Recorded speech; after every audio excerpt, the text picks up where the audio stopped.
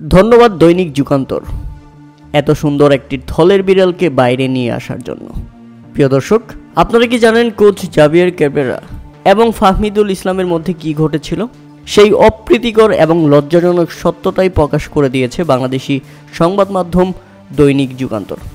আসলে ঘটনা যা ঘটেছিল, ফাহমিদুল ইসলাম দলে যোগ দেওয়ার পর কোচের উচ্ছ্বাস ছিল দেখার মতো, যেন রাজ্য জয় করে ফেলেছেন।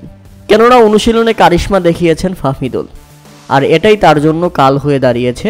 কেননা সতীর্থদের অসহযোগিতা, সতীর্থের মধ্যে এক ধরনের হিংসা চলে এসেছিল। ফাহমিদুলের কারিশমা দেখে তার সতীর্থরা বিদ্বেষ দেখাতে শুরু করে। কেননা এই ফুটবলার যদি স্কোয়াডে থাকে তাহলে যে আমাদের সুযোগ নষ্ট হয়ে যাবে। আর যে কারণে গোলরক্ষক শ্রাবণ তাকে বল পাস দিতে অস্বীকার জানান।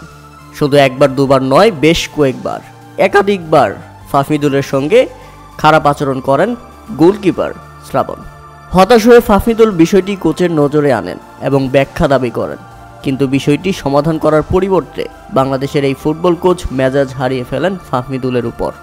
কিছুক্ষণের মধ্যে পরিস্থিতি আরও খারাপ হয়ে যায় এবং শেষ পর্যন্ত ফাহমিদুল ইসলামকে দল থেকে বাদ দেওয়া হয় এবং যার ফলে বিতর্কের অবসান ঘটে।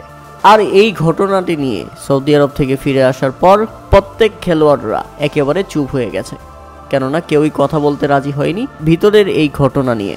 এই ঘটনা বাইরে ফুটবলাররা প্রকাশ করলে কোচের সঙ্গে তাদের যে সম্পর্ক খারাপ হয়ে যাবে।